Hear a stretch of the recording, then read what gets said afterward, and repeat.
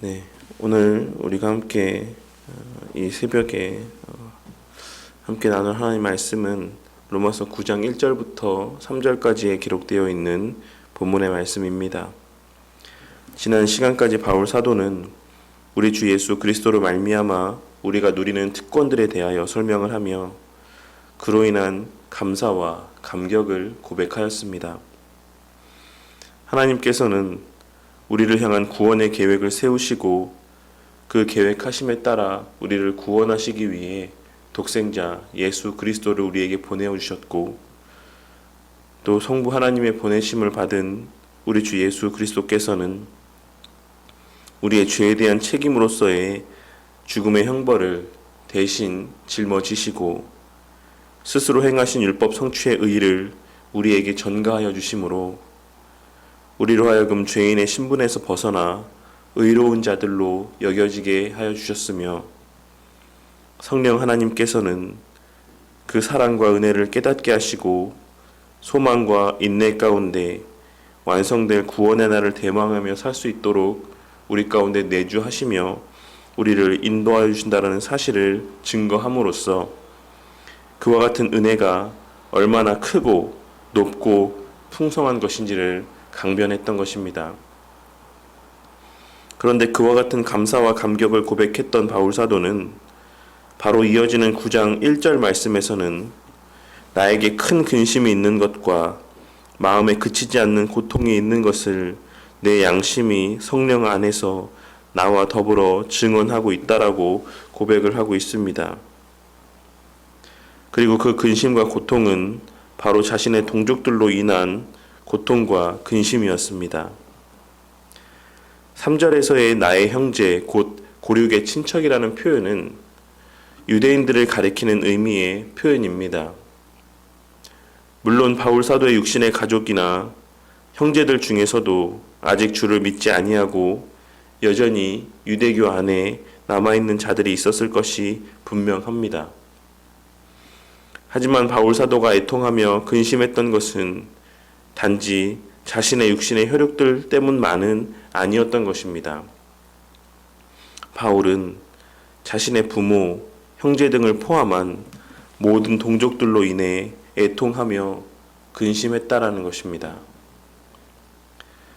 바울은 하나님의 은혜로 말미암아 자신이 지금 누리고 있는 은혜가 얼마나 큰 것인지, 얼마나 감사한 것인지를, 또한 얼마나 귀하고 가치 있는 것인지를 깨닫게 되면 될수록 여전히 그 은혜를 누리지 못하고 있는 자신의 동족들에 대한 안타까움과 슬픔과 근심의 마음들이 더욱 커져만 가고 그 자신을 짓누르게 되었던 것입니다.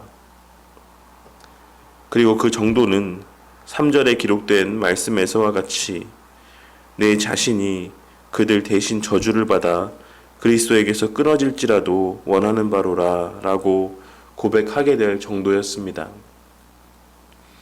우리는 바울 사도의 이와 같은 고백 가운데서 두 가지 사실을 발견할 수가 있는데, 첫째는 바울의 동족을 향한 사랑이 자기 자신을 사랑하는 것보다도 훨씬 크다는 것을 알 수가 있는 것이고, 또한 바울은 자신이 지금 받아 누리고 있는 이 은혜의 가치가 어느 정도인지를 너무나도 잘 알고 있었다라는 것입니다.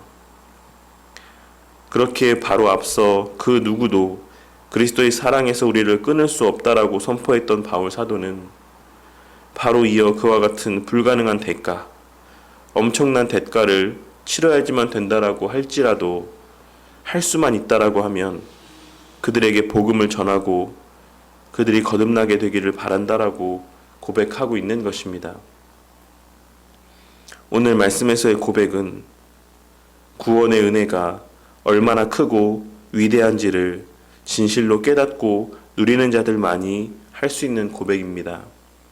또한 동시에 하나님의 길이 참으심과 하나님의 자비를 멸시하는 자들이 받게 될 영원한 형벌이 얼마나 크고 무서운가를 깨닫고 있는 자들만이 할 수 있는 고백이라 할 수 있는 것입니다.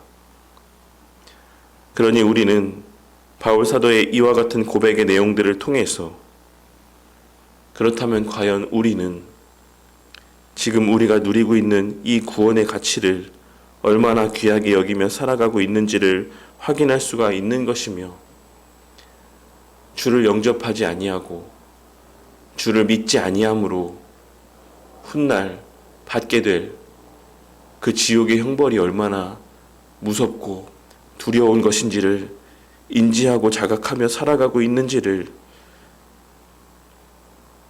확인해 볼 수가 있는 것입니다.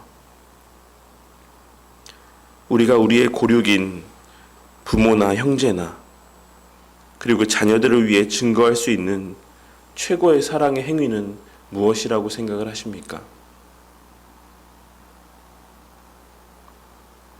그 머리 가운데 생각하고 있으신 것 말고 진정 그 마음 깊숙한 곳에,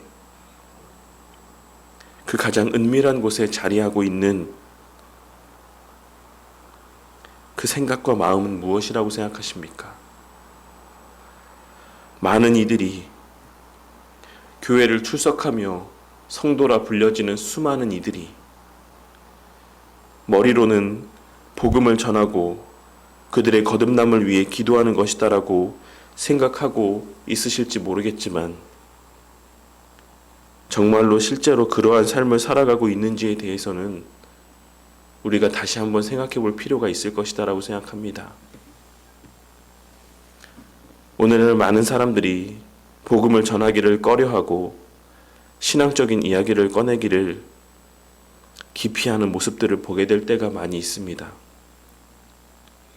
심지어는 자녀들에게 있어서도, 부모 형제들에게 있어서도 그들이 신앙생활을 하고 있지 않음에도 불구하고, 그들이 예수를 믿고 있지 않음에도 불구하고 그 상황 가운데 아무런 애통함을 느끼지 않는 경우가 많이 있고, 그들에게 복음을 전하기 위해 그리 큰 열심을 내지 않는 모습들을 보게 될 때가 많이 있는 것입니다. 신앙생활은 본인이 알아서 하는 것이지,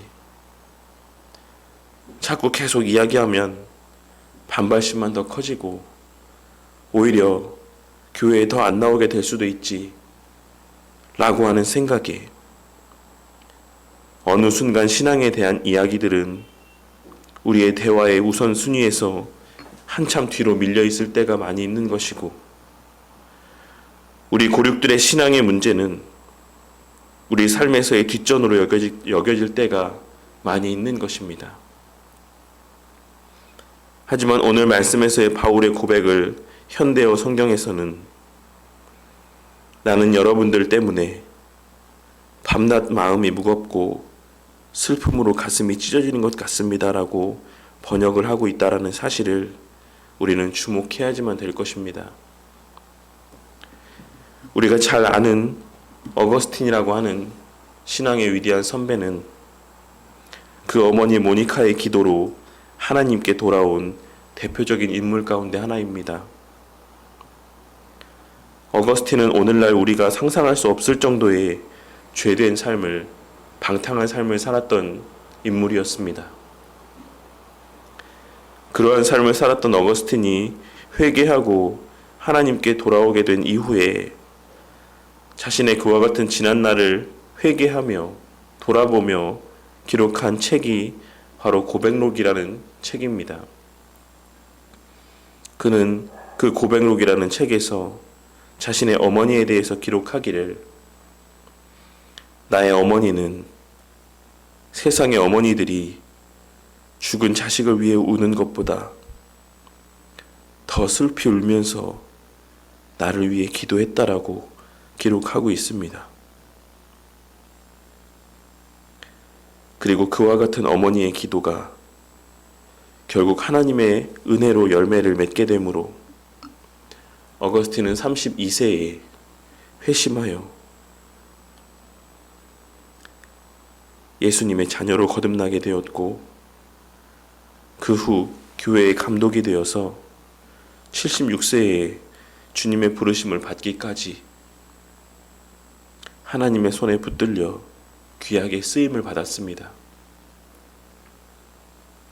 우리 성도님들에게는 바울이 느끼는 것과 같은 고륙들을 향한, 그리고 내 주변에 우리가 사랑하는 이들을 향한 무거운 마음과 가슴이 찢어지는 슬픔이 있습니까?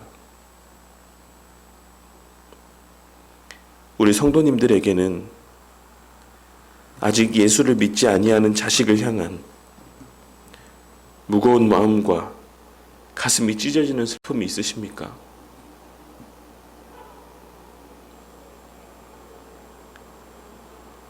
그저 자식에게 돈 몇 푼 쥐어주고 물질적으로 부족함 없이 베풀어주면 그걸로 부모된 도리를 다 하는 것이다라고 생각을 하십니까? 성도님들이 사랑하는 이들 가운데 아직 주를 믿지 않는 자들이 있음에도 불구하고 오늘 말씀에서의 바울 사도가 느꼈던 그와 같은 마음들이 없다라고 하면 우리는 내가 지금 누리고 있는 그 구원의 가치, 예수님의 십자가에 달려 죽으심으로 인해 내가 지금 누리고 만끽하며 살아가고 있는 이 구원의 은혜를 정말 귀하고 가치 있게 여기고 있는지에 대해 한번 진지하게 고민해보고 스스로에게 자문해 보아야지만 될 것이다라고 생각을 합니다. 나는 정말 이것이 내 삶에 있어 그 무엇과도 바꿀 수 없는 가장 귀하고 가치 있는 은혜다라고 생각하고 있는지,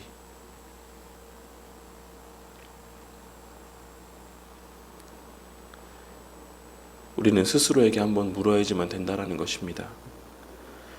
그리고 내가 만일 그 구원의 가치를 알고 있다라고 생각을 하신다면, 내가 그렇다면 그 사람을 진정 살아가고 있는 것인지에 대해서도 한번 곰곰이 생각해 보시는 성도님들이 되시기를 바라겠습니다.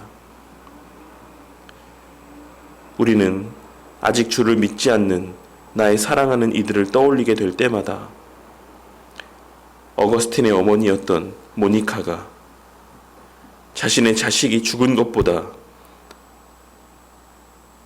더 슬퍼하는 마음으로 기도를 했던 것처럼 우리 또한 그와 같은 슬픔을 갖고 그들을 위해 기도해야지만 될 것입니다. 왜냐하면 육신의 죽음은 잠깐이지만 영혼의 죽음이라는 것은 영원한 것이기 때문입니다. 우리 모두의 마음 가운데 우리의 구원에 대한 감사와 기쁨이 커져갈수록 우리 주변에 아직 주를 알지 못하고 믿지 아니하는 이들을 향한 애통함과 가슴이 찢어질 만큼의 슬픔이 가득하여 가기를 바랍니다.